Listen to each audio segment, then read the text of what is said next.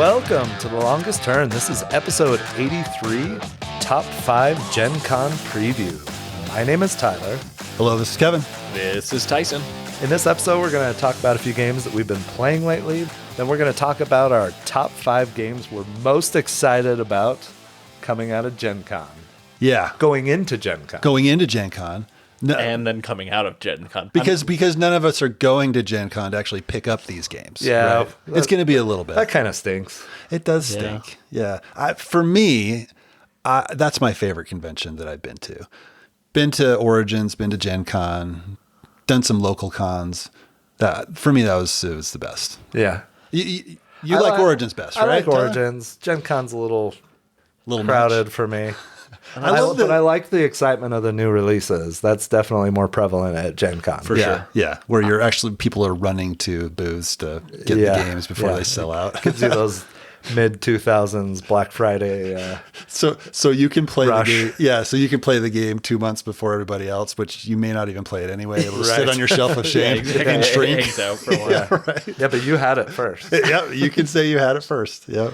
That's becoming less and less of a issue for me as Vantage was recently released, right? Or the pre-order went out for Vantage. Right. And you guys talked about this a little bit in the last episode, but I was like, oh, I can get this right away. And I almost went and bought it. And then I was like, you know what? I could also just wait. That one's not going to go away. And that's like, it's not hard to get. That's not going out of print. And I get to see if people actually like this game. And I don't have to worry about it. Exact same thing. Yep. And even I almost ordered it anyway, but I was like, I'll just pre-order it on Game Nerds. Yeah. And then I don't have to pay for shipping. And it's likely going to be cheaper later when I buy it. Yeah. But I held off from buying it. I want to see what the reception is because I got plenty of other games to play. It's like Clank Catacombs. There's a Kickstarter for Clank Catacombs. Yeah. And then I'm like, well, why? Or the new expansion, for right? the new expansion. Yeah. It's like it's going to be readily available. I could pre-order it somewhere else if I really want it. Like, why would I do back this Kickstarter? It's basically just a pre-order system at that point. Right? It is. And I understand it with all the tariff uncertainty and whatever. I did read that. That makes sense. Yes. There was one thing that they're offering with it that I was like, that'd be cool to have, but it's not enough for me to get it. It was the 3 or 4 lost chambers or layers from the previous expansion. Okay. And this Kickstarter, you get like a few cards that represent the rules for those chambers. And I was like, that'd be kind of cool because then I don't have to reference the rule book. But I was like, that's still not ready. And that's not worth it to pre-order and pay shipping on. Right. And they make no mention about what the actual shipping costs. At least they didn't when they first launched it. Does it say that's an exclusive, Kickstarter exclusive? I don't even know. I didn't look that closely. I think so. I read through it. I think it is, but I'm not 100% sure. But I was like, that'd be kind of cool to have. And I was like, nope. Not don't get sucked in. Yeah, No, don't do it. I'm pretty sure I've already pre-ordered this somewhere else. So you already pre-ordered it somewhere else? Yeah. Well, then I started thinking, well, I don't have the first expansion. I've only played yours. I could do the Kickstarter for the first expansion and the second. And then I'm like, what? I can get the first expansion right now. Yeah. What am I doing? Yeah. Yeah. Yeah, reference cards for the Sphinx, Medusa, and Living Statue from Clank Catacombs, Lairs, and Lost Chambers. There are a few other promo cards that are available, but that's not enough for me to pay extra for it. Yeah, I think at the end of the day, I feel like in general, I have a lot of really great games. We've talked about our shelf of shames, right? And I still have plenty of games that I'd like to play more of that I don't need to have piles of games stacked up waiting to be played when I can just buy them when I'm ready for them. Like, and that's what I've been doing more and more lately is I'm not doing a whole lot of pre-ordering or backing of stuff as much anymore. I think the only thing Kickstarter, like I'll get sucked into a Kickstarter if there's a lot of exclusives, right?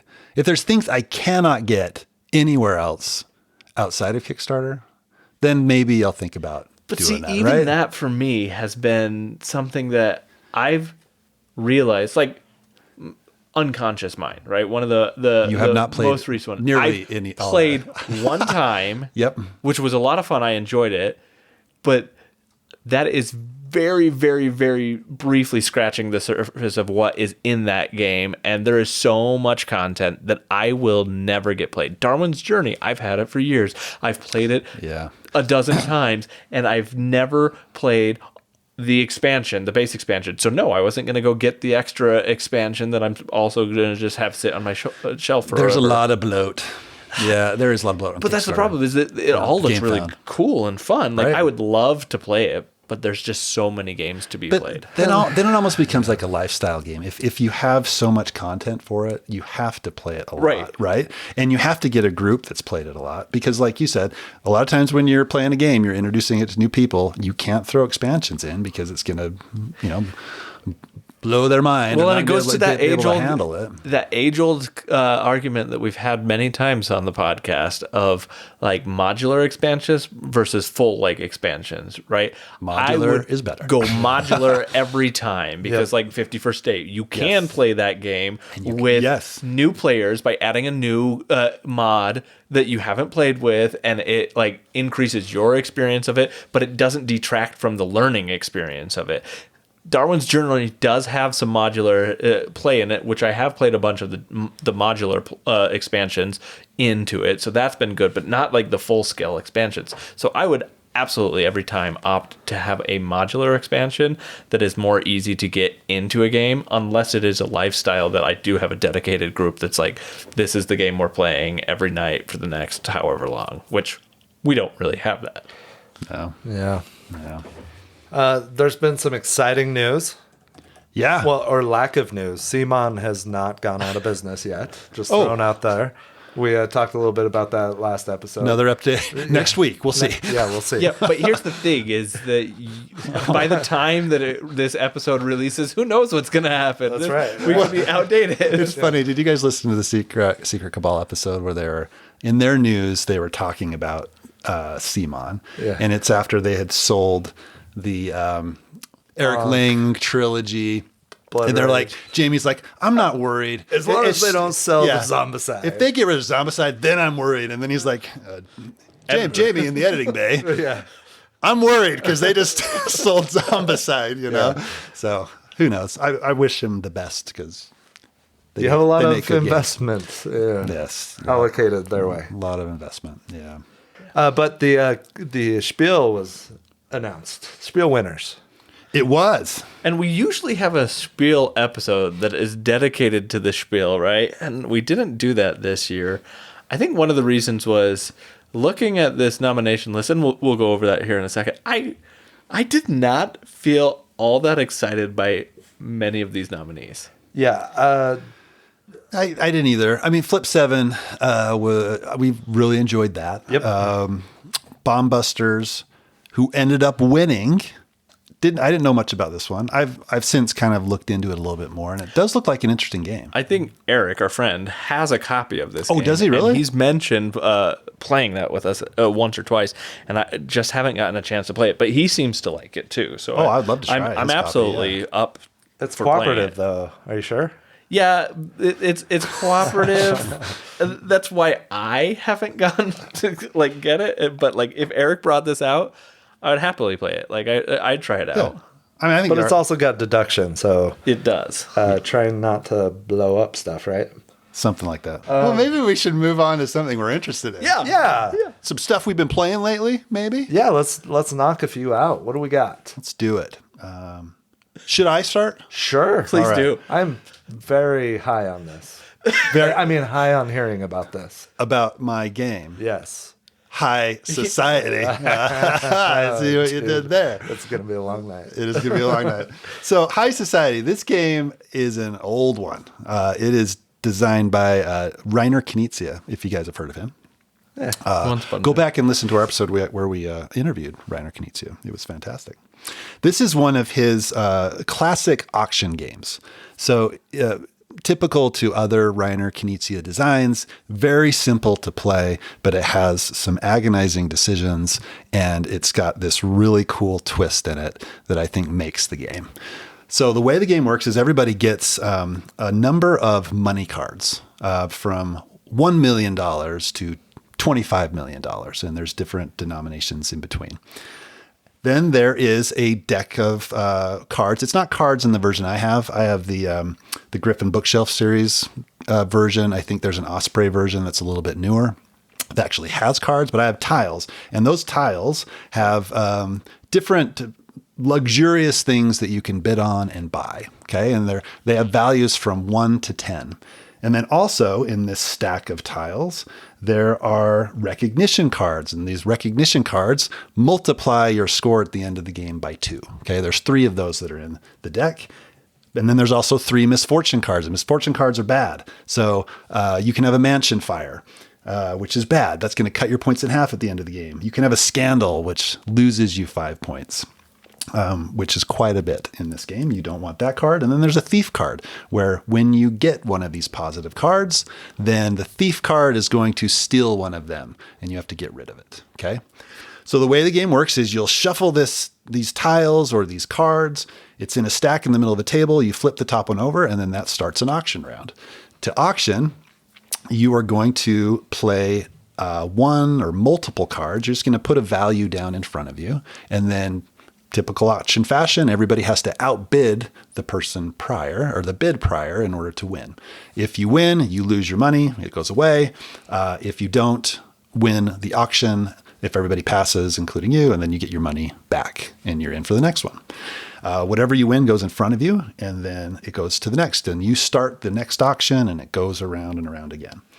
The trick in this game is if you have the least amount of money at the end of the game, you're out. You lose immediately. So there is this really cool balance of, well, you're trying to remember what everybody else has bid. You're trying to bid just enough to get the good cards, but not enough where you lose more money than everybody else. And there's a tension in this game that is great and it's super fun. The misfortune cards are the opposite. It is the first person to pass gets the card. And then everybody else loses the money that's in front of them. So that's different too, right? I really enjoy the game. We played it twice at game night on Saturday. It was a ton of fun. Everybody that was playing had a great time playing it. I think it's a winner from Reiner Knizia. It's towards the top of the list on the auction games that he's designed. It's really good. That's what I was going to ask. Is like, how does this rank in some of his other auction games? You've got Raw, Modern Art. Yep. There's a Kentucky Derby version. I can't remember what that one's called off the top of my head, which I really like. Yep. But yeah, there's a lot of different ones. You're saying it's towards the top of the ones you've played? Yeah. I think Raw's better. It's just a better design. I like that one better. But I think this one's I like it better than Modern Art. Do you? Yeah. Oh, interesting. Okay. Yep. I think it's probably second on the list for me of the auction games that I've played. I mean, Modern Art's art can't be rivaled, but High Society does a good job. It depends on what version you have. I think they're terrible in all versions. Yeah. Well, I mean, I look at High Society. You look at this cover of the version you have, and it looks not like bad. a period piece romance novel kind of a artwork Feels going like on. it goes well with game night where you're playing Obsession. Yeah, no, absolutely. I could see that. So these are good things, right? Yeah, Yeah. You do High Society, Obsession, and Last Will all together in a game night. Yeah. I think we got a themed game night. I think we do. We did play Obsession the other night. Sorry. Let's go for it. Yeah, talk about Obsession. I'm pretty sure we did have Downton Abbey playing, yeah. Yeah, and it was awesome. It was great. It was a Benz, right? Yeah. That was fun. High Society. Yeah, it's good. I like it. I think it's fun. Like I said, super simple rules, tough decisions, hallmark of Knizia games, in my opinion. Good one. Nice. You guys should play it for sure. Has this always been in your collection? Yeah, it's been since like 2008. Yeah. So you blew the dust off and pulled it off the shelf. Yeah. Well, I played it before, but it's been a while. It was 2000. I love going. I've been collecting games for so long now. It's like been 15, going on 20 years, and I tend to hold on to games. So I love going and looking at my collection and pulling like a really old one off the shelf, and I'm like, I wonder if this one still stands. Does it hold up? Hold up, you know. And sometimes they do, sometimes they don't. Yeah. This one holds up. Good. It's been a lot of fun. So that is High Society from Reiner Knizia. I'm trying to think of a good transition between High Society and the next game that we're talking about. Come on, which transition I guy. cannot You can do it. No, because I can't think of how terrible a transition Tyler made with High Society going into it. That just threw you off? Yeah, I feel so high. What was Learning it? from the best. Yeah, no, it was great. So I'm just going to go into this one. This next game is a 2-player only game, one that I think Kevin and I both had an eye on when it initially released. It released in 2024. It is called Chu Han. It's designed by Tom Lehman, and it's published by Matago. I started searching for Hu-chan. Did you find something? No. No, If you did, I want to play that game too. Well, that's probably because there was no Hu-chan dynasty. There was fair there enough. was a Fair Chu enough. and a Han contention in 206 to 202 BC. And so the game is themed around these two clans that are trying to rule and become like China's first true dynasty, essentially. I don't know about you, Kevin, but I've played this game 10 to 15 times, Yeah. and I don't really see the theme at all in this game that much. There is Chu cards and there are Han cards, but I don't really know what the difference between the cards are in terms of like play. No. Right? I haven't picked up on any of that. I'm just playing numbers, So basically. if you're a big history buff and you're looking to get interested in the Chu Han contention, this is probably not going to give you a whole lot of context for that. But what it does is this is a ladder climbing game and a card shedding game, more or less. Yep. And essentially, what this does is that you're playing against another player, and it's not like you're assigned the Chu dynasty or the Han clan.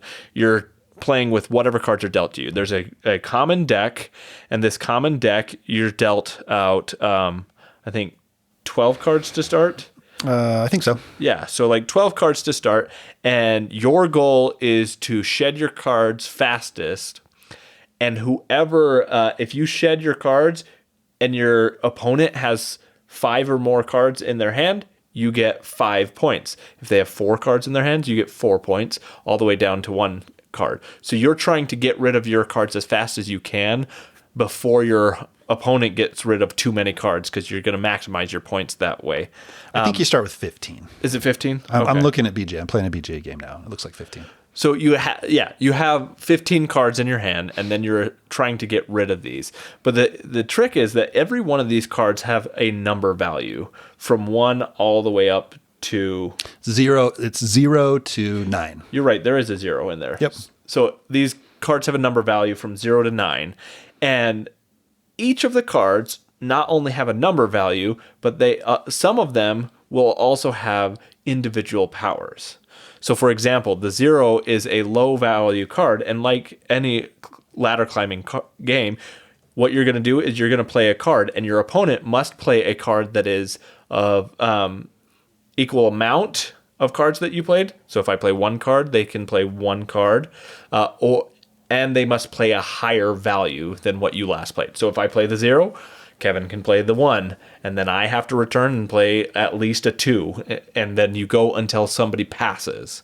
And the trick is, too, that there's only a certain number of each card. So there's 9 1s, there's 8 2s, 7 3s, and so on, all the way to 9, and there's only 1 9. Right. Correct. And so it's easy to start to count the cards and see what's going on, because you know how many copies of each are in there. So you can start to form these strategies based off of that to be like, okay, well, if I play 4 4s, there's only, I think, 1 other 4 in the deck, so it's unlikely that they can do that. And they've already played 4 5s or whatever it might be. And so I know that I've played the highest set of 4 that is possible. And the discard pile is open information, so you can look through that at any time. So, yeah.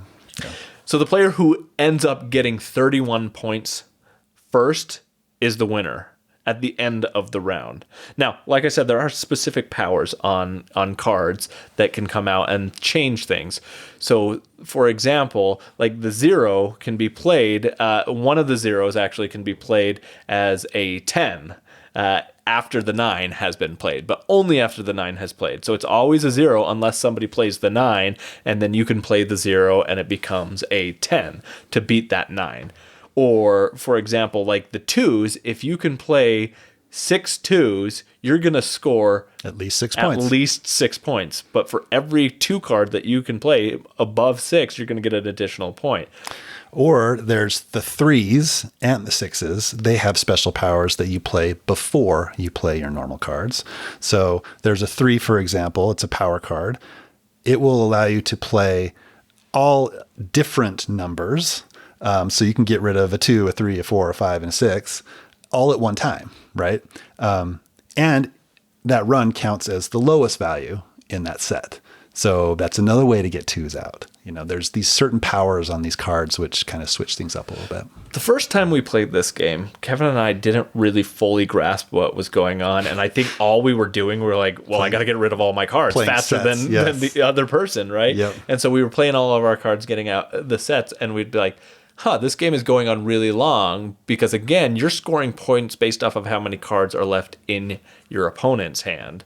Yep. Or there's one other method that you can do it. So unlike other card cheddar ladder climbing games, you can draw cards in this game. So usually you don't want to be drawing cards, right? But there is a communal pile of cards that you can draw from. And when you do draw cards, you have to take what's called a writ. And for every writ that you have, if your opponent wins that round, they're going to get additional points. Yep. But if you win that round, it doesn't matter. They don't get any points for the writs that you took as long as you win that round. And I didn't understand why that would be beneficial to take writs. Agreed. But it is super beneficial to take writs because it gives you a chance to get more of the power cards, more of the 3s and the 6s, and then it gives you larger sets of cards as well. So if you can get like 6 1s or 7 1s and play those all at one time, there's no way that your opponent's going to be able to match that unless they have a card that says they're going to pass, give you points, right? And then they take the lead in the next round. So, but that's really important to take risks, but it's risky because if you lose, you're giving your opponent a higher chance of getting more points. Which that trade-off was super interesting and super fascinating for me. Well, it's all about timing in this game for me, right? Like, because the question is, do I take a writ now? Yeah. Do I have enough in my hand that if I take this writ, I feel confident that I can still potentially go out before my opponent? Right. Or do I play that card that passes gives my opponent 3 points, but I get to take the lead even though I can't surpass their value that they've played. Yeah. Right. The timing is awesome in this game because it can be kind of swingy too, right? Absolutely. You can get your opponent down to 2 or 3 cards, and then you're just hoping that you can get the lead because you can probably run the table and stick them with those 3 cards at the end. You can have like 18 cards in your hand and still feel like you're in a good spot. I'm good. Yeah, I'm fine. As long as I can get the lead, I can run out because I know what my opponent And that's so satisfying to do that. Yeah, and you can still feel that level of confidence with that many cards, but then they happen to have the one card that messes up that whole strategy, and you're just hoping, okay, hopefully that's still in the deck, right? That they didn't take that card, but then they play the cancel card or whatever. And then you write the message, whatever, Kevin. That happens regularly. Yes, it does. I've only played this game on BGA. Yeah. I would love to play this on the table, but I've only played it on BGA. And my big complaint about playing it on BGA is there's no undo button on BGA. And there have been a couple of times that I've made some really dumb blunders that the second I pressed it, I want, no, undo. I don't want that, right? Like it was a mistake to accidentally do it. One of those times was you have 2 of the 3s are cancel cards. One is a cancel the effect of whatever your opponent played. Yep. And then the second card is a cancel the cancel card. Which is on the table. I just thought about this. On the table, that would be awesome. Right? You're like, cancel the cancel, and you drop it on the table. That would be so great. But that happened to me in I accidentally, BGA has a button that says, would you like to play your cancel card because your Yes. opponent just played this? Yes. Or would you like to play both your cancel cards? And I was like, why does that button even exist? Like, I could play both accidentally because I wanted to cancel Kevin's ability, but I accidentally canceled his ability and then canceled my own cancel, and there's no undo. And I'm like, what is going on? But just to get rid of cards. There is a strategy There there. could be a strategy there. So I can see why still it's there. funny, though. But it's hilarious. Yeah. I'm going to play this card. Just kidding, I'm not.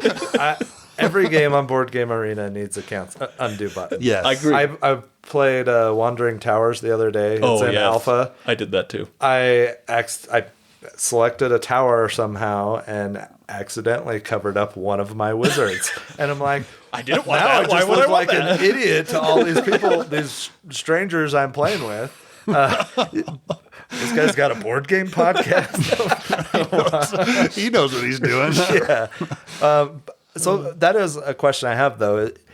If with this being on Board Game Arena, do you need a copy in your collection? Kevin and I had that conversation. I think I would like a copy, right? And the first thing I thought about was our cabin con, right? Yes. Wake up early in the morning. I've played Knock out a couple games of this in 20 minutes. Yeah, I've each. played 2-player games in the morning, just while everybody's kind of puttering around, getting breakfast and stuff. I think it would be. Everybody taking their sweet time. That's right. I just think it'd be. It's a super easy game. It's quick It's got filler. some quick kind of, filler. yeah. Got fun strategy. I Plus, think it's designed by Tom Lehman. I think I have the most Tom Lehman games in this group, so I might as well pick up another one. I agree. I think that like while it is a really good implementation on BGA, and I even said to Kevin, I was like, I don't need to buy the copy for myself, partially because I don't think I can get 2-player games to the table very easily. But then Kevin brought up, hey, look, we could play this as like a filler game, or like if we're waiting on a table, like we have big game nights sometimes, and you're waiting on a table, you could just get that played really quick, and it's quick and easy.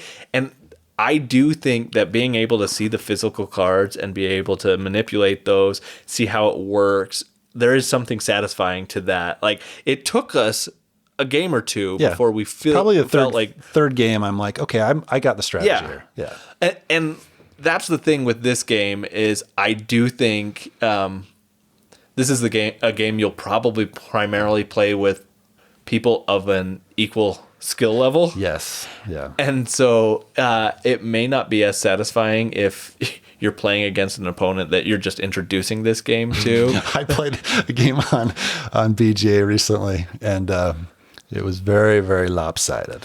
And I'm like, why are you doing this?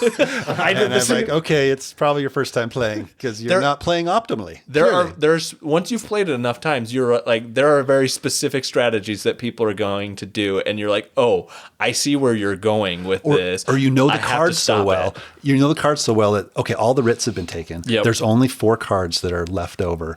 I know this card hasn't been played. So, gosh, I'm going to try to wait it out here.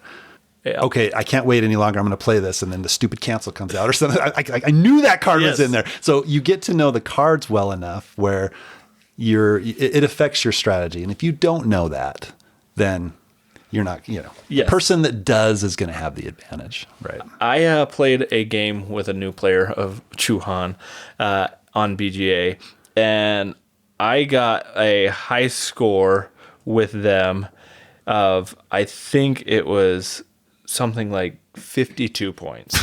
What? You end the How game is that even at possible? 31 points, but I ended up getting like something like 52 points, and they had 7 points. Yeah. And like the 7 points only came because I was being a jerk and was like, well, I'll give you points so that I can, like, I'll pass and give you points so that I can maximize my scoring and just kind of blow you out of the water. But you have to play like that. Well, you don't have to play like that when you're beating them by 20, but it was a little bit over the top. But like that, I don't think that would be an uncommon, maybe the disparity that much, but like I don't think it's uncommon for a skilled new player playing with a new player to just kind of run the table with them. So like having a physical copy to play with people that play it. Yeah. I could see that being a lot of fun. Yeah. I think I'll probably end up picking it up. It's a good one. So yeah, that is Chu Han. What's the transition now? I don't have one. Oh, okay. All right, so the game I'm going to talk about is actually an expansion, Xylotar Unhinged. Nice. We talked about Xylotar all the way back in episode 58. This is a trick-taking game from Bezier Games designed by Christopher Ray. It follows the exploits of Bobby McColdsnap. That's his name. Who was framed for Kiefer Bassett's murder. Turns out Kiefer's just fine.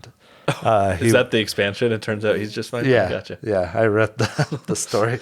He's fine. Anyway, this is I didn't read the story. That's hilarious. It really comes through in the gameplay. Right. Bobby is a polar bear. He loves playing as Xylotar. This is a trick-taking game where you deal out stacks of cards or people's hands to other players. And then they look at those cards and they organize them in highest to lowest, put them, and then pass them face down to the person that's sitting next to them. And then you lay out those cards from highest to lowest, and they're face down, and you have no idea what numbers you have, except each card is a note. And there's half notes, full notes, quarter notes, eighth notes, whatever. And depending on what the color is and what note it is, that card on the back of it will give you a range. So it'll be like 0 to 7, right? So you know the basic ranges of the cards that you have in front of you, but you have no idea what the numbers are. And so then you start playing tricks and you're trying to win as many hands as you can. At some point during the game, you after you play one of your cards, you can decide to make your bet, which is basically you pick 2 cards that you still have left that are next to each other in your row of cards in front of you. And you look at those and you decide which one you want to use. And that's how many hands you need to win to get a bonus 5 points. And so you'll get a point for each trick you won. And then if you played a 3 as your bet and you win 3 tricks, you'll get 5 additional points. At the end of the 3 rounds, whoever has the most points wins. I love this concept of a trick-taking game. It's great. So we recently received the Unhinged expansion, which basically adds 2 very modular and tiny expansions to the game and just enhance it quite a bit. One of them is half notes. Which are hilarious. These are hilarious. You'll pull a card out of each suit that you're playing with, and you'll add in these half notes, which there's 1 for each suit. And so instead of a 4, you might have a 4.5 in the deck, which is not that big of a deal. No, it beats a 4. It beats a doesn't 4. Beat a 5. Doesn't beat a 5. But if you win a trick, or for every one of those half notes that you have won during the course of the round, they are a negative point going against your score. So you don't want them. So it creates these moments where you're like, okay, I have no idea. Based on what cards I've played in this suit before, this card has to be either a 3 or a 3.5, and I'm not going to win this trick. So if I play it and it's a 3.5, I'm sticking Kevin with a negative point. The negative, yeah. Or Logan a negative point. So Kevin and I played this with Logan. So that just created a lot of funny moments where it was great. The reveal, right? And it went like no rules overhead. Yeah. For adding that. So I see us adding that every time. Yeah, right? absolutely. Yeah, it was great. It sounds exactly like a game representation of our rating scale. And that I never want to do a half rating, but you guys always I don't do. see the correlation. So you may hate this expansion. It works perfectly because you guys want to do the half ratings. You could keep the half, and I'll just avoid them. Oh, yeah. So, and thematically, these are off-key cards, which makes sense. You play the wrong note, it should be worth a negative point, right? Yeah, makes sense. It just sounds bad. The other part of the expansion, or the second part, is bonus beat cards. And these are just ability cards that let you do something special or let you score something in a different way. You get 2 of them. You can choose to play them over the course of 3 rounds. You only get to play each one once. If you don't play either of them, they're worth 1 total point for that. at the end of the third round. But they'll do things like, get the 5-point bonus, even if you are 1 over your bid is one of the cards. There are some different ones. I think mine was you pick your lowest valued card and replace it with this card. And it was a 0 or something like that. Right? Yeah. I don't remember exactly if that's what it was, but I remember doing that. Yeah. Right. I had one flip all your cards of any suit face up, and they stay face up for the rest of the round. So it gave me that's cool. and everybody else at the table knowledge of what cards I have in front of me and how to beat me or stick me with some off key notes. So just a stack of like 30 different cards. Each player gets 2 to play at their leisure over the course of 3 rounds. So again, if it's a new player and they don't quite understand those cards, just don't play them. And then it gives you a bonus at the end, right? So it's another thing that you can add in easily, even if you're teaching the game. I think. Yeah, right? I agree. They just create more moments that are just enhance this game. I love this expansion. If you're a fan of Xylotar, I would definitely check this out. I love Xylotar. I'm a big fan. We did get this as a review copy from Bezier Games, but I feel like I would never not want to play with this if I'm playing Xylotar. Yeah, completely agree. It's great. Now I need to play it. Did you bring it? I brought it. You did? I actually did. Nice. Yeah, I brought that, and I brought Rebel Princess as well, because nice. Rebel Princess is another one that we got, and it adds some additional stuff to that one. So yeah. Nice. So I will say that we should play. As a caution with Xylotar, for being such a small box, we mentioned this the last time we talked about it. It is a table hog. Does this increase that table size? Not at all. Does not. Because you're swapping out a card for each. It's the same amount of off-key cards note. in front of you. The 2 extra ability cards that. You can put those anywhere. Yeah. Yeah. So put them on top of really your doesn't cards. add to it. It does when you put those cards side by side. It does take up a lot of room, especially if you've got 5 people sitting at the table. When we played, I remember playing at your table, and I think we had 5 players. Yeah. And like, what is happening? It was the first time we played, right? Yes. It's like, do you really put all your cards like this? This is crazy. I've never seen a game like this before. But it ended up being awesome. I loved it. It plays 2 to 5, 30 minutes. I love Xylotar, so this is a definite must-have in the collection. Yeah, agreed. So that wraps up the games we've been playing lately. Gen Con's around the corner. Yeah. Yeah, it's like in a few weeks, right? Yeah, we're gonna. Let's go. Let's do You it. don't know how many times I've been like, I can swing that. Yeah. Okay. No, I can't. I've taken off too much time. Yeah, exactly. I can't. My wife would kill me if I Yeah. just dropped and decided to go. Okay, let's don't go. Yeah, let's not. But let's go. talk about games that are going to be there. Yeah. That we're excited about. So there's always the preview lists that gets put together. I think is it Eric Martin. Yeah. Eric Martin puts together a list every year. He's got the Spiel Essen preview. He's got the Gen Con preview. The Origins preview. So it's a list of about how many games? It's like I think 5,300 or I don't think it's that many. for Gen Con, I thought it was like 400 or something. It's like Yeah. 500 or something. like 4 or 4 to 500. 5. Yeah. 53. I don't know where I pulled that up. Dude, it's been a long day. It's 8,000 games. Felt like it. No, I scrolled through this. It's like 500 something, multiple times trying to pick out ones that I was excited Yeah. about. And Yeah. and they're definitely there. Agreed. Yeah, I thought there's a lot of good ones. Yeah, that I'm absolutely. interested in.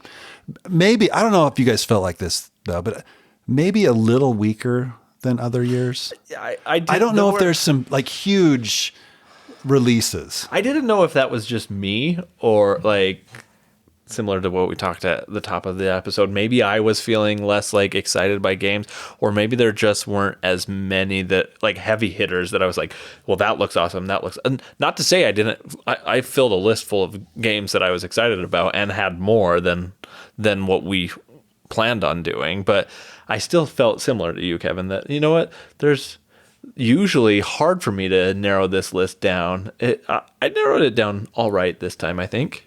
Yeah, let's do top 5. Yeah. Top 5. Let's go with top 5. Who's starting? How about I start? Because I want to go first because I think you guys might pick this one. Okay. No? ahead. Is that good? We can still pick it. This isn't a draft. Oh, Right? no, it's not a draft. No. It's not a draft. Okay. But I got extra ones in case it gets picked, so that I did too. I can talk about other ones if you pick something I like. All right, I'll go first. This first one is the heaviest game, I think, on my list. I've got some other ones that are a lot lighter. Shackleton Base. Was that one that you picked, Tyler? No, but it was on my short list. Yeah. So you look at the designers for this one. It's got Fabio Lopiano, Three Ring Circus. I think about Three Ring Circus and Gen Con because that's one of the games that I went to the DeVere booth running for to get a copy of. So Literally running. yeah, which was super fun. And then we ended up playing it and reviewing it, which is great. So good designer there. And then Nestor Mangoni, Darwin's Journey. Yeah. Yeah. So And a bunch of other stuff. and a bunch of other stuff. That was just the one that I wanted to mention, but like great pedigree of games. It's a space game where you're colonizing the moon. It just looks really interesting, really fun. It's got variable setup. It's got worker placement, different worker types. It's got a fun theme.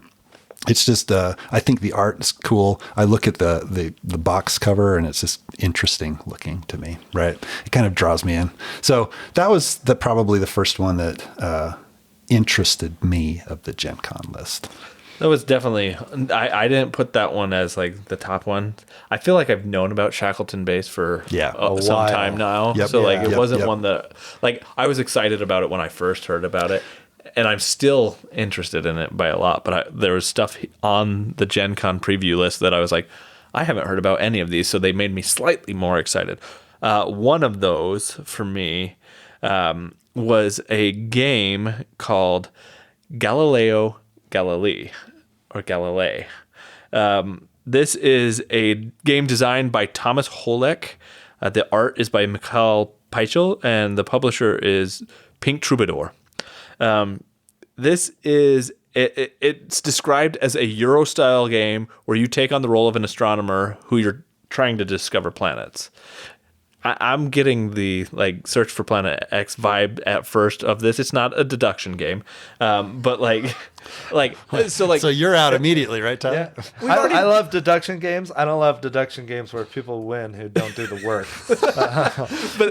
but this is the same type of thing, but during Galileo's time period. So like it's not a deduction game. It is an area majority game with rondel and variable setup and rondels. stuff like that. Yeah. So like I like rondels. But the idea is that you're trying to discover planets, and like the art is really well done. It's like pretty, and there's a lot about it that I like. And when we talked about Search for Planet X way back when, this is a theme that like really appeals to me in general, like discovering planets and astronomical anomalies and things like that, trying to figure that out. Like I think it's a theme that like it's an unusual theme, I think, for a board game, and I like unusual themes for board games, and this one I'm glad it's just not just like a city builder kind of or a area control like mechanism where you're trying to build up a new city or something like that. I like having a different type of theme to it, and this one kind of stood out to me as being one that I'd be interested in. Nice. Number 5. My number 5. We're doing number 5. Number 5. Go for it. We're doing numbers. Number 5. The Last Command. Have you guys seen this one? It was a Kickstarter. I haven't seen it. No. No. So something caught my eye about this that I thought was super interesting. It is a dual deck building game, which just sounds really interesting to me. So as I was reading about this, is it duel or dual? Dual, D-U-A-L. Okay. Sorry, I words sometimes. Detail-oriented space combat strategy game. Ready your crew and man all stations. At the heart of The Last Command is an intuitive dual deck building system, as in 2, that has players constructing a powerful ship system deck and a second deck consisting of crew members that can maximize those systems' potential and provide the energy to power them. So, and one of the comments I saw was like, this has endless potential strategy because of dual decks that you're creating and then playing, right? Creating So different what is this synergies called? between the dual decks. And What's it? it's called The Last Command. It is designed by Ty McDonald and is published by Sentient Games LLC. That may just be Ty himself. But this was kickstarted, and I believe it recently fulfilled in the last few months, but it is going to be at Gen Con, and I think it looks really cool. The concept, a duel, two deck buildings. We'll stop saying duel. Yeah. It's 1 to 2 players. So. Okay, Yeah. interesting. So you're just facing off against another ship, and So it's a duel and a duel. Yeah, It's a dual. Yeah. But I think that looks really cool. It's a little bit, not something I would normally Different. Yeah. gravitate towards. I'm a little sad I missed it on the Kickstarter tour, but this looks awesome. That's cool. No, I'm absolutely. excited to hear more about it and see how it's received. And another part of it is it's a 30 to 60 minute game, and the weight is fairly lower. It's not a 3-hour Overly teach, complex, and then yeah. so it looks like it would be a pretty. It says a Fun 2 to play. weight. Yeah. There's only 35 ratings so far. So Who knows? Who knows where that'll shake out? But Right. it seems pretty light. Yeah, but this caught my eye, and I'm excited to hear more. So I love deck builders. I just Yeah. think it's one of my favorite mechanisms in the game. definitely, it's definitely up there. So are you going to tell us about a deck builder for your number 4? Yes. Speaking of deck builders, Oh, is it the deck builder I think that I would be talking about next? possibly. I don't know. find out. Fliptoons. Oh, it's not. It is not. So Fliptoons. I So missed this one. this is by Thunderworks Games, designed by Jordi Adden and Renato Simoes. Sorry. This seems like a very unique deck builder. Okay. So what you're doing is you have this deck of cards. Like any deck builder, you're going to have crappy cards to start, but then you'll have the option to buy cards to put into your deck, or trash cards as a trash mechanic. But what you're doing is you're taking 6 cards and you're flipping them over, and you're trying to build a cast for the next great animated show. And the art in this game looks it's kind of fun, right? It's very cartoony art. But you flip over these 6 cards and you're trying to get to a certain number. I think you're trying to get to 30. And these cards are going to give you a certain amount of points. And as soon as somebody gets to 30, that triggers the end of the game. Then you play one more round, and whoever has the most points at the end of that round ends up being the winner. But the cool thing about this game, it's very much a race. You're trying to optimize your deck, but you buy cards. Then that card goes into your discard pile, and you immediately shuffle all of your cards, and you flip over 6. So you can immediately get the card that you just drafted. So most deck builders, you put it in your discard pile. 3 or 4 turns later, maybe you get that card. Maybe it's going to help you. Maybe it's not. But you buy a card in this game, immediately goes into your deck. You shuffle it up, and you can get it right out again, which I thought was kind of a cool concept. And the whole race to a certain number of points is kind of cool. I watched kind of a playthrough of this. Some of the combos that you can get are just crazy. It seems, it seems kind of luck based, because are you going to get those 6 cards? Are they going to work well with each other? Because where the cards are, you put 3 cards on the top, 3 cards on the bottom. Where they are spatially could mean something based on the card that you play. The game's so short, 15 to 30 minutes, that, if it doesn't work out, then you just shuffle up and play again, type of thing. So I don't know. I thought it looked really kind of cool, very light, but it's got some good deck building strategy and has a little bit of a twist on deck building that I haven't seen before. Yeah, no, that's cool. And it looks like it even has a solo 1 to 4. It's 1 to 4. So 1 to that's 4. cool. Don't know how that works, but that could be cool too. Yeah. So Fliptoons. That number is 4. definitely not in the role player world. No. Which maybe games there's outside of They're their, broadening it a little bit further there. I don't know. Maybe there's some kind of crossover. I don't know. Probably not. and the alligator's holding the knife. Yeah. Maybe it's a theater troupe in the role-playing world. There you go. A bunch of carnies. The game that I like it, Kevin. I like it. Yeah. I thought That looks yeah, good. I missed that one. thought it looked good. My number 4 is a deck building game, and it is also a racing game, but in Whoa. a more true sense of racing. This is called Dirt and Dust. Oh. So this is a deck building game in which you are a rally car driver, and you're racing through different stages at breakneck speeds, it says. At the start of the game, every player is going to have 5 basic action cards, and then you have 5 unique pilot cards. So you start with 10 cards. It's a deck builder, right? And you're going to shuffle that together, and then you're going to, throughout the race, acquire additional cards that are going to do things like fine-tune your vehicles, adjust your dampers, check tire pressure and geometry settings, or modify the active differential. So it's going to be able to choose it. But here's the other cool thing about it, that this is a deck building with dice placement in it. So you're going to be rolling dice and then attributing these dice with the different cards you're playing to add to however you want to take your actions that round to drive your car. I have such a love-hate relationship with race games. I love them. Like, I love the concept of race games, but I've yet to play a race game that I'm like, that's the one I want to play all the time, right? And so I always, like, when I see a race game come out, I always am, like, very intrigued by it. I'm hoping, like, my biggest problem with race games is that you have it unlike a Euro or even a Ameritrash style game, you have a very clear idea of who's winning, and because you can see them winning. you can see the winner, right? Like that's the whole point.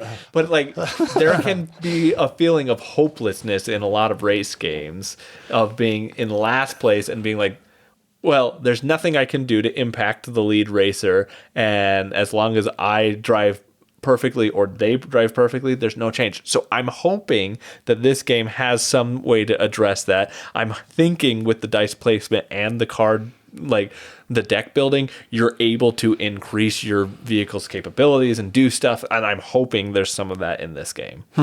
Interesting. But I do love in race games where if you are in last place and then you start taking all kinds of crazy risks and it works out, and then it becomes exciting at the end. That never works out for me. Usually you blow up. I go crazy off the track in a way. What was a Formula D? Formula D. Yeah. I like at one point I went like 18 spaces off the track. Like, just it was like, can I just forfeit? You can. It's called blowing up, and you're out of the game. I did, and that's exactly what happened. I did notice this one's. It's the complexity rating is pretty high. It's higher, yeah, for a race game. Yeah. It's 3.6 on BGG. So it seems like it's got a lot going on in it. Yeah, and I did mention that this is designed by Peter Koslava and published by Albi. But yeah, that's Dirt and Dust. I'm excited for that one. Looks good. Nice. It's interesting.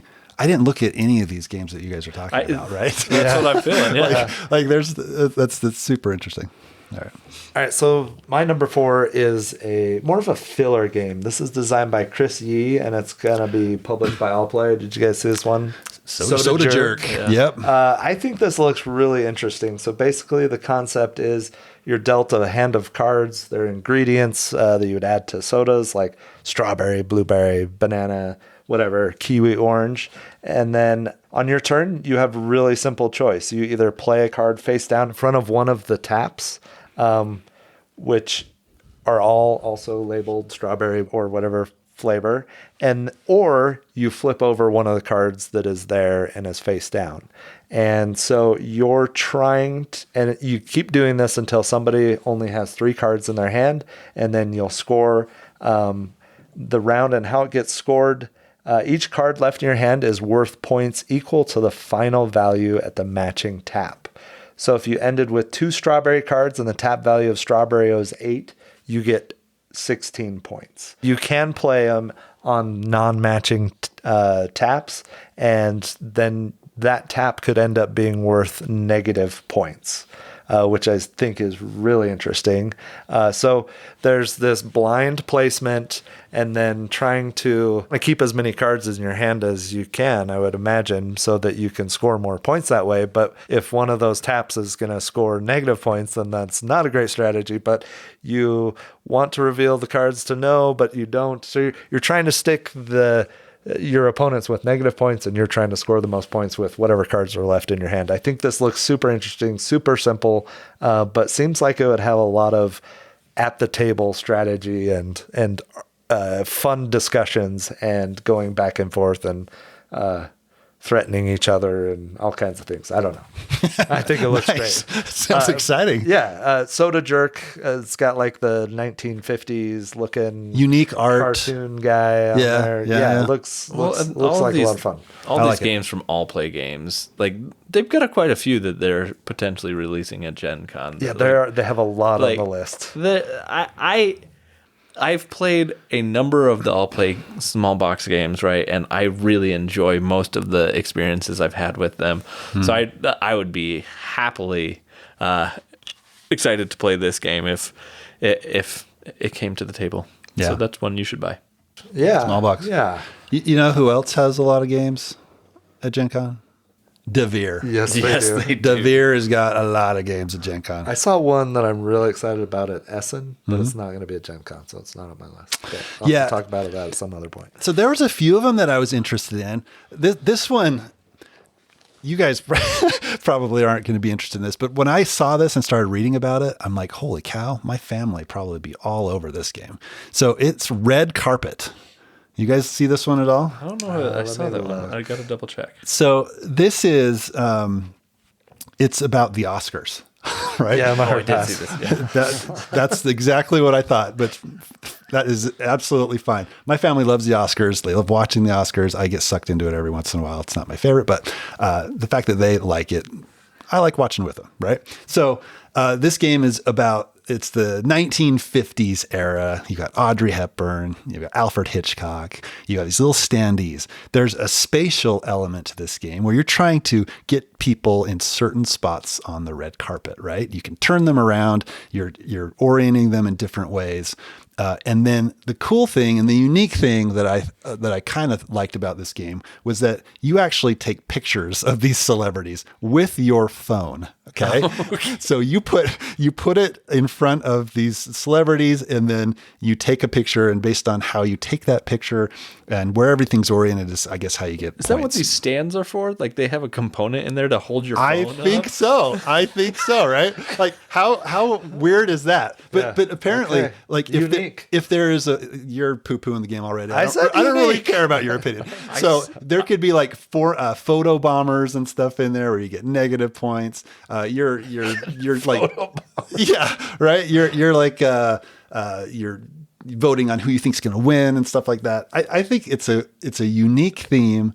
If somebody is interested in the Oscars and it's something that they enjoy, then it's probably a cool game to check out. And It's got table my presence. It's got table presence. I think my family would get a kick out of it, right? I'm looking at it, and you could see clearly Audrey Hepburn's in there. Audrey Hepburn's in there. Alfred Looks like Hitchcock's in Cary there. Grant. You've got Yes. Marilyn Monroe, right? And if you're like, into- It's the heyday of Hollywood. yeah, yeah, if you're into absolutely. the old movies and stuff, it's probably going to be right up your alley. I did recognize the art right away, the artist. Do you guys recognize who Albert Montez or what other games he has done just by looking at those characters? No, but I'm cheating now. So Witchcraft and Resist. Oh yeah.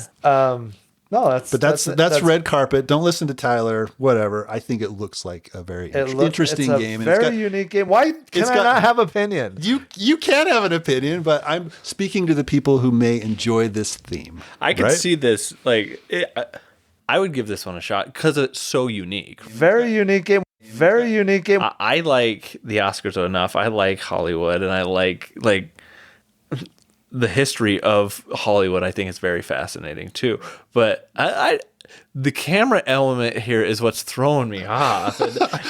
It could be the coolest mechanism in a Absolutely. game, or it could be really stupid. It could fall right? flat on its face. I don't know. But I don't I'd be know. willing to give it a shot. I would not Sure. be willing to put my money there to give it a shot right now. But Yeah, like, and I don't know if I would end up actually purchasing it or not. But I mean, It like- would- I don't like know. Devere has had a lot of great games, Yeah. right? And they have a good track record, right? So it could be. yeah, no, they're great. solid. They're solid publisher, and they have solid designers and team. Every once in a while, the rule books are like, whoa. But True. This is true. I like one of the mechanisms, moving multiple units.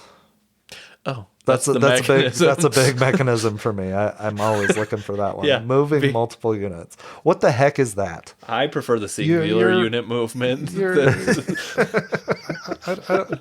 See, here you go. He's got like something. He doesn't think the game is worthy of mention, so he's got to point out something. No, of course you are. That is a weird mechanism that I've never seen in any This other is game. true, but he had to point it out. Very unique themed game, and I'm sure it's unique. That's exciting. That's cool. Unique. Let people love what whatever. they love. All right. Yeah, let people like what they like. Yes, exactly. I never said a negative word other than I'm passing. Well, Tyson, you go. Let's go to a game that you guys can probably both poo-poo, but who knows? Still trying to figure out what moving multiple units means. He is still going. Tyson, On go. Mars has moving multiple units. Oh, there you go. Is that the only other game that's ever No, described it? there's It's a whole category. 330 games. Moving multiple units. Actions may move one or multiple units. Isn't that like nearly every game that there's any units in? Yeah, I mean, Yeah. it's gonna A be. weird way to describe your Hot game. streak, no, you're only moving one at a time with each Correct. card. So No, that's you not a get a multiple green card. You're moving multiple. Or you units. could push that somebody is- over in hot streaks, right? Yeah, you can knock them over. yeah. You're moving Oh. multiple units. Man. That's got to be Okay. a mechanism. This is a winner then. This is we're moving past this topic now, and we're going to go please do. to my number 3 I don't even game. remember what my number 3 is now. Mine is a game called Kinfire Council. This is a game designed by Kevin Wilson and published by Incredible Dream Studios.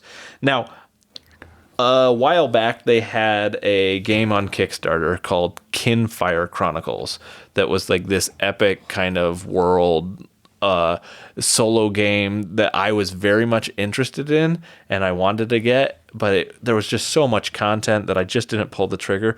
But apparently this is part of that world, and this is a city building political game that utilizes voting and worker placement. So it's a competitive game of strategy and politics, and as a member of this council, you've been charged with rebuilding the great city of Dinlux and defending it from the dangers of the Starless Night. You take turns sending your workers to collect resources, upgrade buildings, and do various things. But it's got kind of like the theme was interesting, what drew me in. But then, like when you look at this board, it looks really. It looks like you have all these different people on boards. It actually now makes me think of the Oscars because you have these individual standees and stuff in there, like similar. Is there camera holders? Don't you dare, Tyson. No camera Don't get holders. in Tyler started again. Stop it. Just stop it.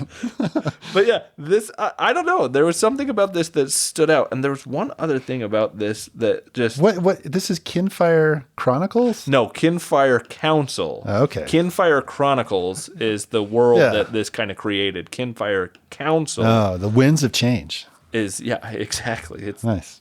But no, there's a lot going on in this game, and it just at first glance, it's interesting to me, and I'd be very curious to try this one out.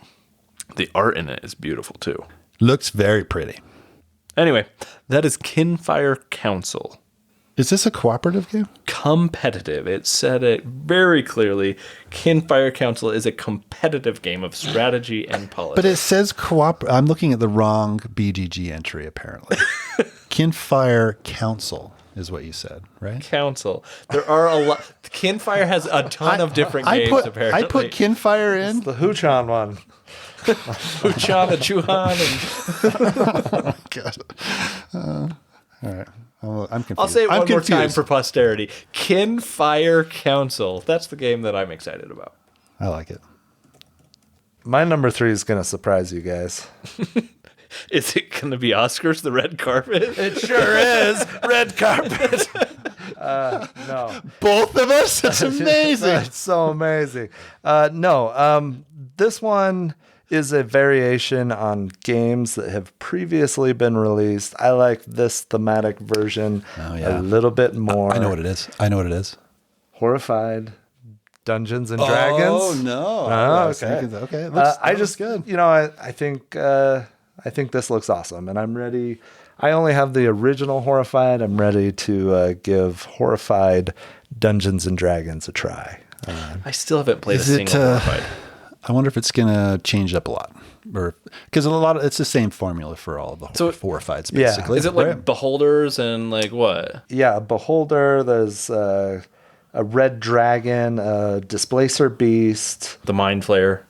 No, I don't think there's a mind flayer. A mimic is the other one, I think. Oh, okay, yeah. Okay. Like I said, I haven't played Horrified since the first one. Cooperative game in the spirit of pandemic level mechanics, and I'm excited about this one. Looks good. I like Horrified. This reminds me of like Betrayal at Baldur's Gate, right? Like, right, yeah. it gives me that vibe of I like that one the most. You like the world, so Yeah, I'm excited. Play your systems that you like in that world, yeah. So that'll be fun. Horrified on the red carpet. Dungeons and Dragons. Are we on number 2? We're on 2? We're on number 2? My number 2 is another lighter game from Flat Out Games, designed by Molly Johnson, Robert Melville, Sean Stankiewicz. This is Propolis. Oh, I did see this one. You see this one? I did. It's got beeples in it, meeples that are bees, which nice. I thought was kind of funny. You can use them in apiary. You may be able to use them in apiary. Probably not. I don't think cross pollination. I don't think there's crossover there, but maybe there is. It looks like a quick game. It's got area control. I love area control. I'm not a big area control fan, but I think the way that this does it would be okay with me. Worker placement. I like that. Tableau building and engine building. It's got all those things. No multi-unit moving. There is multi-unit moving because you can move multiple beeples at the same time. Ooh. And you can put them on cards. So you're moving. You can do 5 things on your turn. I don't remember all 5 of the things, but you can move these beeples to cards to get resources.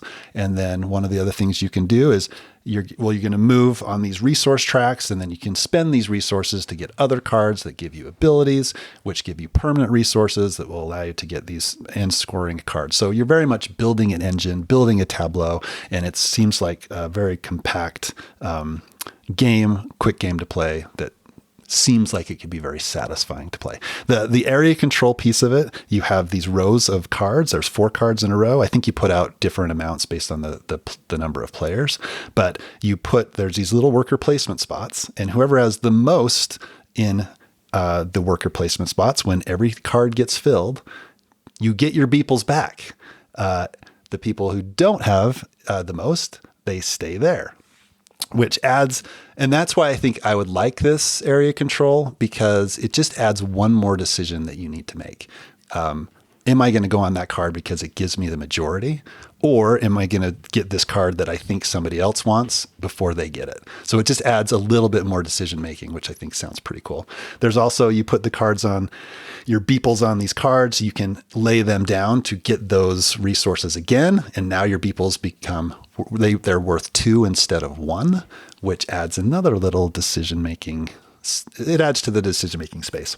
I don't know. It looks interesting. I think the art's kind of fun. How fast did this one play? Did you say it is 15 to 30 minutes? Yeah, that's what I thought. Yeah, quick, really super quick, right? So I don't know. I think it'd be another one of those that would fit in the filler space. Yeah, that's like a satisfying filler. That's still like a Soda Jerk or Soda Pop or whatever the game, the all play game, right? Like it's small box. You just buy that one. That's just. Well, I may insta buy, right? I may just buy it. Buy them both to get the shipping threshold. I think you talked about Soda Jerk. You're buying the soda game. Yeah. Right. And I'm enjoying both of them. And he turns with a jerk. So number two. Yours was transition. Yeah. Go. Well, you were talking about a lighter game. I'm talking about a lightning game. Dang it, Tyson. Yes. Yeah. So, and I knew it was going to be Tyler's number 1 at least, maybe. But you talked about it in the last episode. Lightning Train. I did see designer is Paul Dennen, published by Direwolf. This, I'm not like a Paul Dennen fanboy necessarily. I like what Paul Dennen has designed. He's a great designer. Mm-hmm.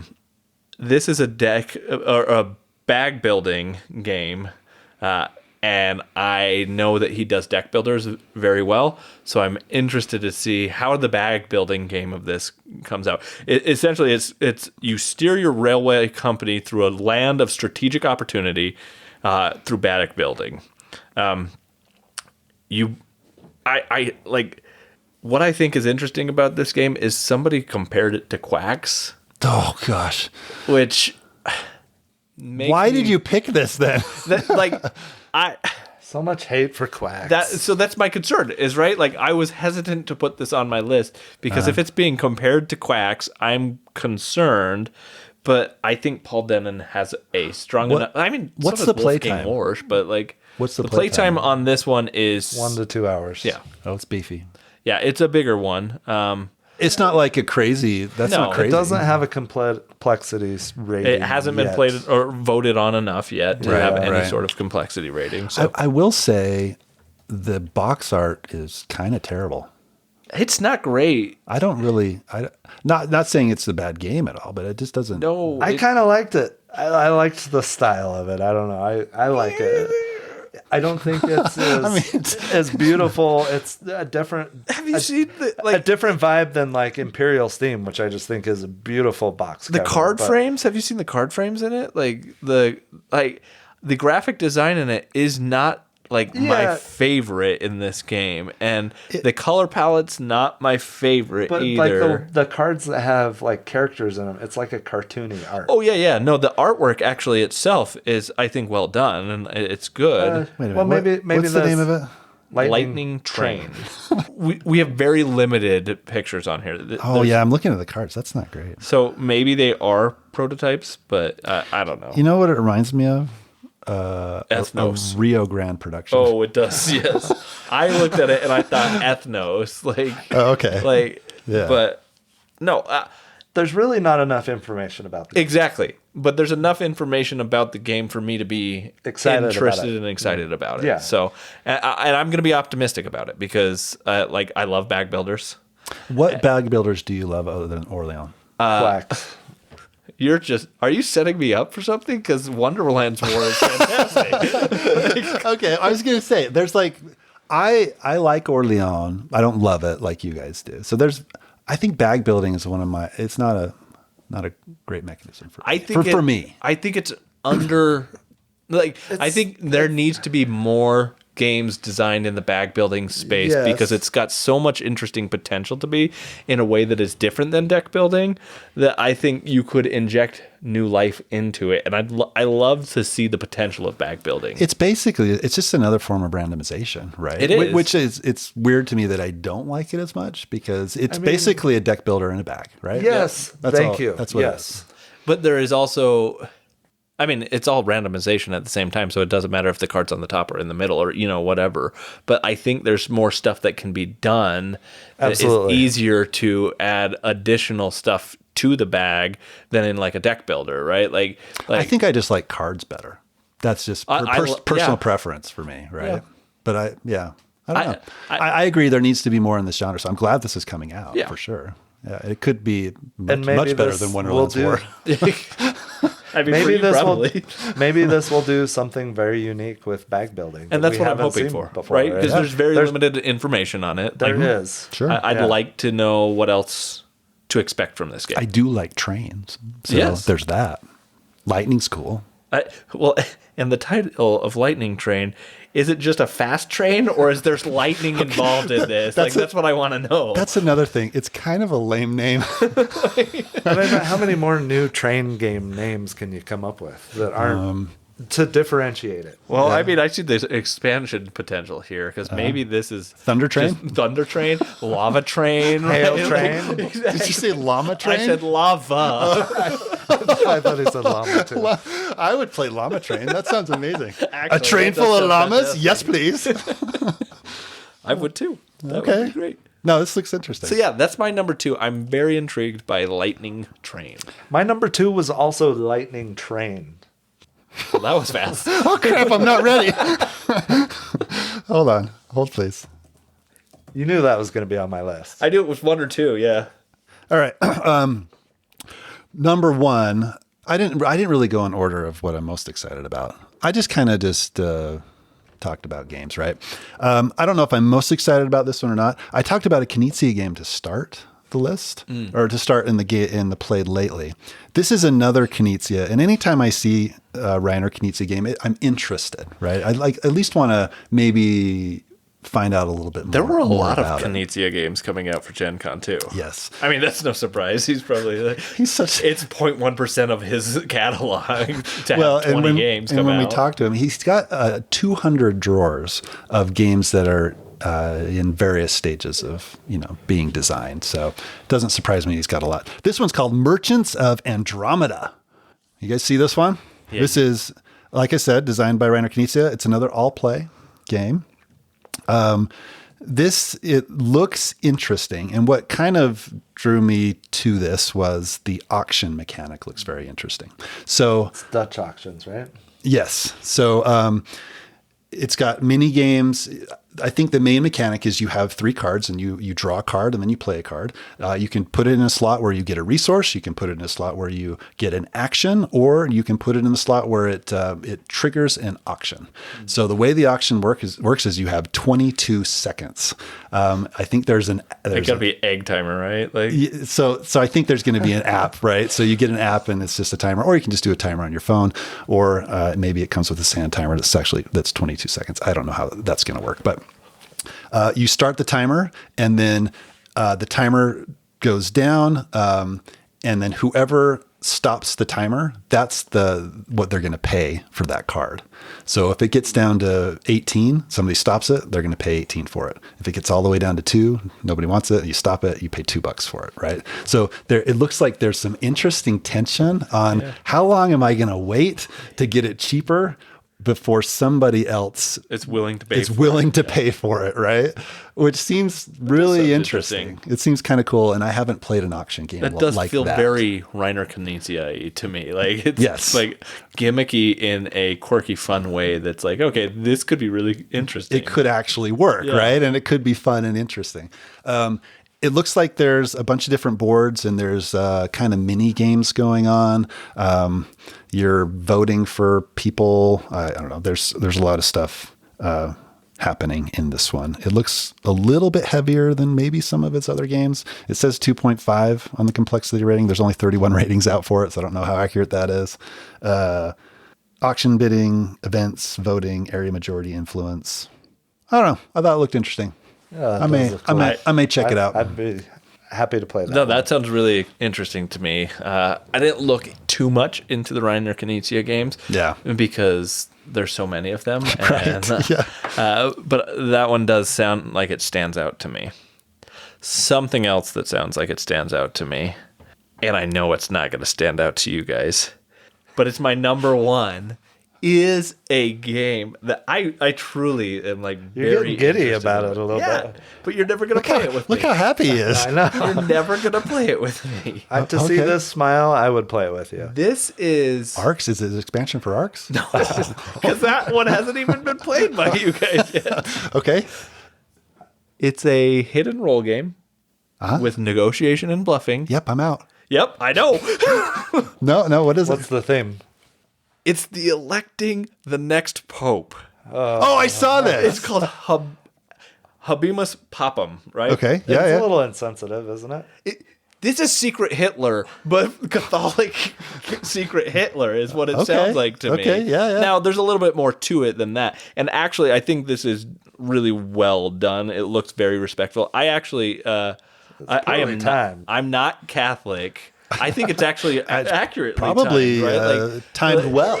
Like, I have always been interested in the election of a new pope, right? Oh yeah, I'm very interested every time it happens. Sure. Yep. Yeah. Pope John Paul II, right? Mm-hmm. I very interested in the whole process, and I think that the Pope is a very influential person, regardless of religion, right? Throughout the world, and I think he does a very good job. So I am. Like, from a thematic standpoint, this is a really interesting way to inject theme into a game that I find very interesting. It's designed by Francisco Gradelli, and the publisher is Salt and Pepper Games. Some of the mechanics in this game are area majority and influence. I love that. Betting and bluffing. I love that. There's end game bonuses, always a good thing. Hand management, great. Hidden rolls, love that. And negotiation, right? So this is like right up my alley. But let me read some of this to you. It says, step into the heart of the conclave, where tradition, intrigue, and ambition collide. In Habemus Papam, players take on the roles of cardinal factions, each representing distinct interests within the Catholic Church. Your mission, to influence the election of the next pope by supporting a candidate whose traits align with your faction's public profile, covering their stance on the church, age, personality, and origin, while secretly pursuing a hidden agenda that might conflict with your stated goals. Like, I don't know. That just sounds so interesting to me. I'm excited by it. Sure, I'd play it. You will not. I would play it once. Yeah. Absolutely. Yeah. Well, will your cunning and diplomacy lead to the rise of a candidate who embodies your ideals? Kevin? Maybe it will. Maybe it will. Well, you should buy it, and we'll find out. So the game plays 3 to 6 players. Mm-hmm. It's 45 to 60 minutes. So like it's a pretty quick play. Not bad. Not bad. I don't know. Maybe rules teach and things like that makes it longer. But I also think the art in this one is really well done. It's nice color palettes, and I don't know. I am very intrigued by it. But I feel like I'm going to be one of the few who are. So, yeah, I mean, you could. I like I said, I would play. Yeah, I'd try it any game once. I would play it once. I'd play it. Yeah. I don't mind hidden roll stuff.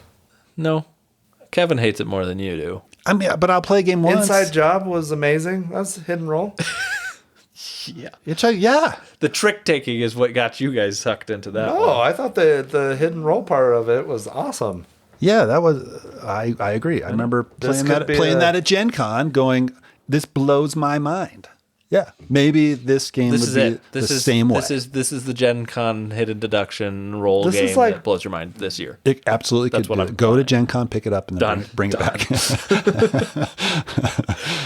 With that kind of response, all right, I'll make it work. Okay. Wow, that was easy. Pick me up some other stuff while you're there. All right, my number one is a game that's not going to be for sale at Gen Con, but it is going to be previewed and demoed at Gen Con, and that is... Had to be one loophole. Yep, that's right.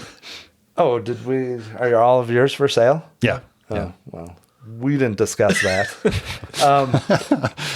So it's not, taking pictures of celebrities on the red carpet, but it is photograph related. Yearbook related. This is from Paverson Games, class of 89. There is not a lot of information out about it. There's not a lot of imagery out, but we have not been led astray by Paverson Games and Dave Beck, the designer of Distilled and the owner of Paverson Games. Luthier was awesome. I can't wait to get a copy of that. Distilled is great. Fantastic experience. We've talked a ton about Distilled. Mm-hmm. We did Luthier preview episode. We even did YouTube content. We did. Yeah. Yeah. That was an adventure. We'll do more YouTube content at some point, but, pattern building, set collection. It's got ladder climbing. It does, and I'm okay with that because I'm happy. I will. If anybody can turn Tyler on ladder climbing, it's got to be Dave Beck. Yeah, right. And this is actually designed by Corey Jordan, but it is coming from Paverson Games. If it had multiple unit moving, I would be all over it, regardless of what the mechanism is. That's clearly, if it's coming from Dave Beck and Paverson Games. Clearly, our favorite mechanism at the longest turn. But it also has its set collection, tile placement, worker placement, just tropey 80s, celebrating based on the description, just things about the 80s. And I loved the 80s, and I just am excited to see where this game goes. I can't wait to see what what imagery and things come out of this. It's got the same artist, Eric Evanson. I met him and Dave Beck at Origins.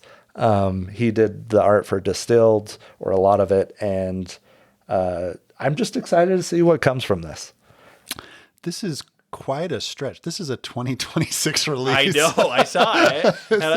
I was like, quite the. It is a Gen stretch Con preview, not a Gen Con. This is being put if you're for at sale. Gen Con, any listener who is at Gen Con, you can go look I at bet- the display copy. I bet that Dave Beck has a few preview copies that he's giving away at Gen Con this year. Think so. Technically, somebody is probably walking away with this, maybe. Yeah. Tom Vassel's It's your going senior home in with high school. Here's an early prototype on a napkin. Here you go. Class of 89 will take you back to the days of big dreams, bigger hair, and the ultimate high school send-off. So break out the neon does, yeah. and dust off your mixtapes.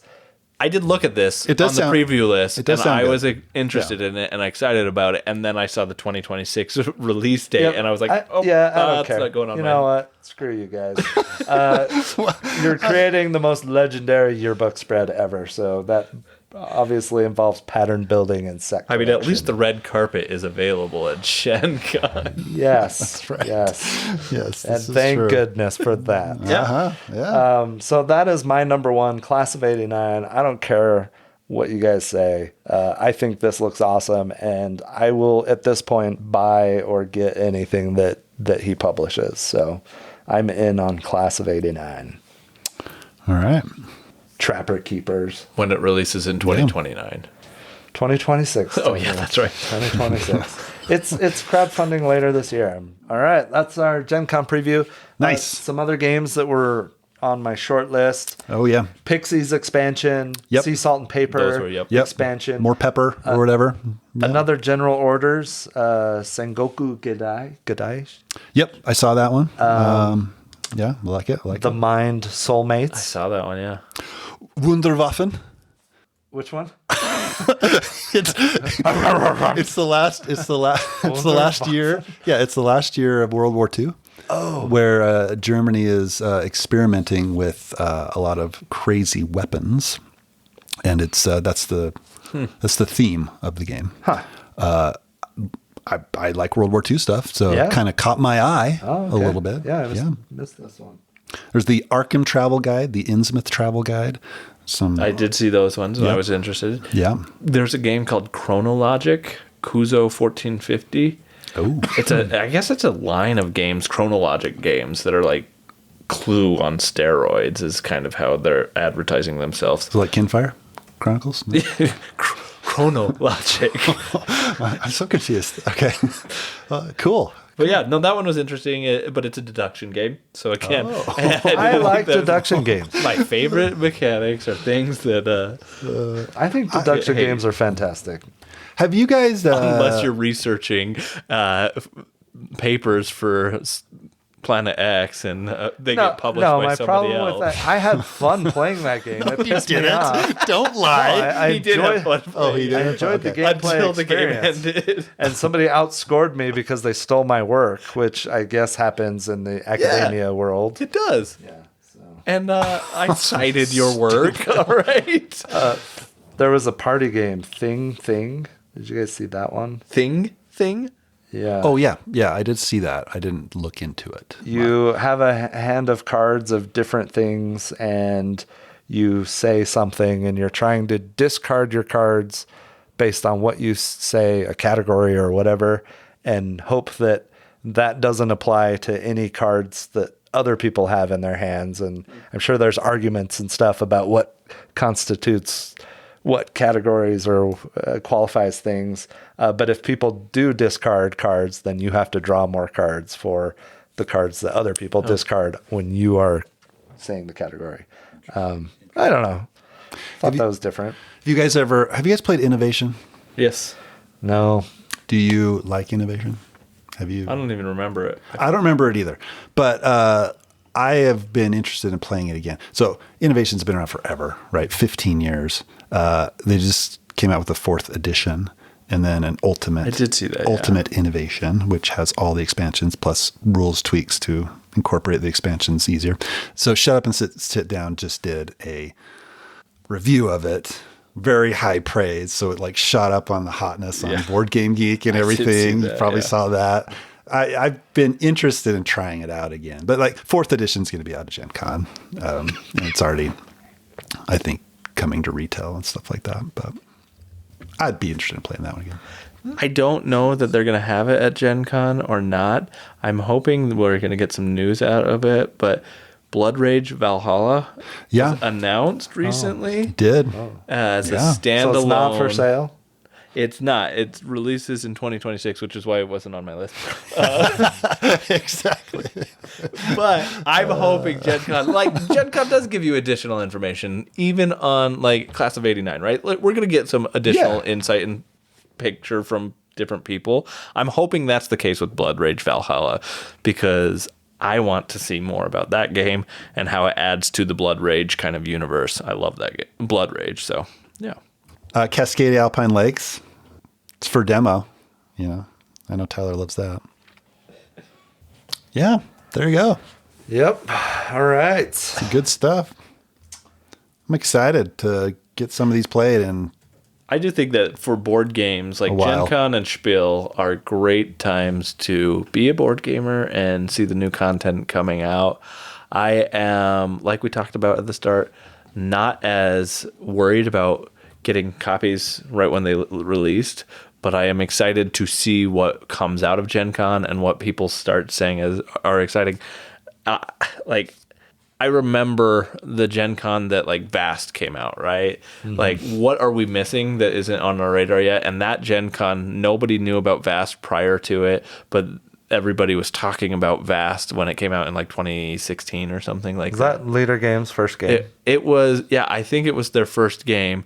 And so like it kind of took Gen Con by storm. I'm hoping, like, I would love to see a game that didn't even pop up on our radar that just kind of takes Gen Con by storm, and it's just a really cool, groundbreaking game, because I love when that happens. Yeah, there's always something. Yeah. You know what I didn't see? Any Vladimir Suchy games. Yeah. That are even like, because usually he releases some stuff at Essen.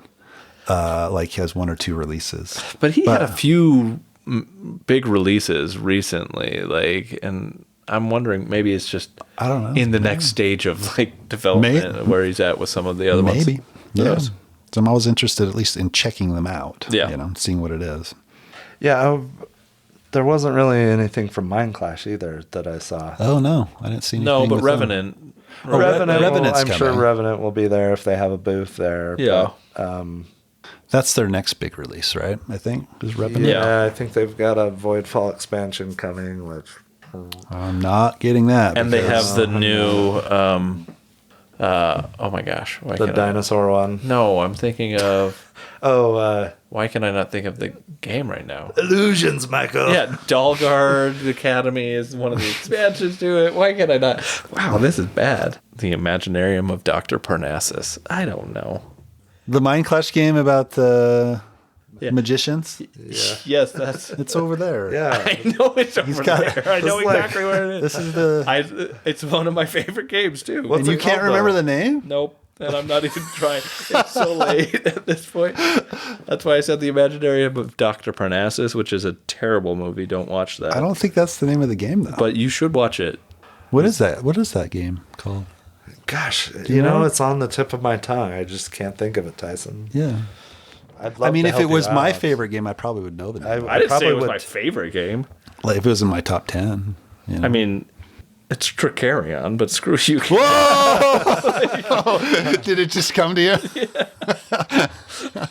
Yeah. Did you guys see March of the Ants? Yeah, but that's been out for years. It says September 20. No, it's for demo. March of the Ants came out in 2015 originally. Why would it? Is this just? I know this because it was one of the first ones that I ever wanted to back. I looked at this game and the art just. I'm like, no, I don't. Well, you should look at the original versions of the game. It looks. It's had gross. multiple. Like it's like close-ups of ants. It's kind of gross. Yeah, I don't like that.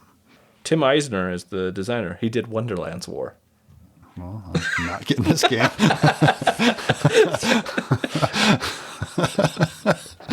All right. This is good. I think it's a good list. Good games coming. Yeah, I'm excited. Yeah, it's gonna be great. I think that wraps up this episode. Thanks for listening to this episode of the Longest Turn Board Gaming Podcast. If you enjoyed this episode and you want more Longest Turn in your life, please check us out on Instagram. Also, be sure to check us out on Board Game Geek, where you can join our guild, Guild 3947, and check out our blog, where we post all our show notes and occasionally post more detailed reviews. If that's not enough for you, we have a Discord server. If you want to play a game with us on Board Game Arena, join our Board Game Arena group, The Longest Turn. Until next time, thanks for listening. Tot ziens. Goodbye. See you later.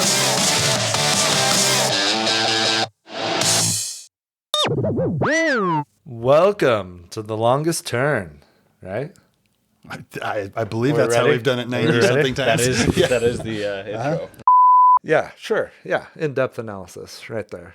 You're welcome. Longest Turn. Don't know much about that one. Yeah, No. I had no idea. Yep. Nope. Nothing. This is why we didn't do a Spiel episode. I would have been interested in at least playing him. I didn't really want to buy him, though, to play him. Another win for Wolfgang Warsch. I'm pretty sure he's won before. I think he has. Yeah. Top di Torta. I don't know. Looks great. Yep. I would probably play that Yeah. with my kids. Uh, And then the Kennerspiel, Endeavor Deep Sea. Have you guys played Endeavor at all? I haven't. See, that's the weird thing to me is that new versions of old games getting nominated for the Spiel always is something that is like a little weird to me. Right. Like this game has been out, or at least a version of this game has been out for years. And I don't know enough about it to know how different it is. True. I think it's quite a bit different. I have the original Endeavor, and I've played it one time. It's been a long time. I don't remember much about it, but I would be interested in playing Endeavor Deep Sea. It looks interesting. Yeah. Why don't you go ahead and buy it, Tyson? Yeah. I don't really want to buy it. Talking about how you wanted to buy more games. Yeah, Yeah. exactly. That's This one just doesn't dry in. Huh? not. I would play it. Like I've seen it for years, but it's not like something that like for whatever reason, like the original Endeavor. Okay, that was kind of interesting looking to me to some extent. Yeah, the cover was kind of cool. Yeah, and Well, then there was like Age of Sail. yeah, there was another version of it, and I was like, okay, so this must be a fairly decent game if it's getting a new version of it, and then Yep. a new version of it, right? Like, so I don't know, but something about it just has never like sucked me into wanting to play it, Yeah. Fair enough. or at least go out of my way to get it. So yeah. Maybe Eric will buy it. Hint, hint. Looks Like a interesting. game. Yeah. Again, I would play it. Sure. You heard it first on The Longest Turn. We would play these games. Yes. But This is the we have no desire to buy them. What riveting coverage of the Spiel. This is why we didn't do a full episode. Yeah. Yeah. Probably could just go in our outtakes. Yeah, it probably could. It probably could. Okay. We're ending things a What little a bit different train now. wreck of an episode, ending of an episode. I think there was a Llama Llama game. There was. I did see that. Yeah. Are we going back to talking about more Gen God stuff? It's going to be an outtakes. What a weird episode.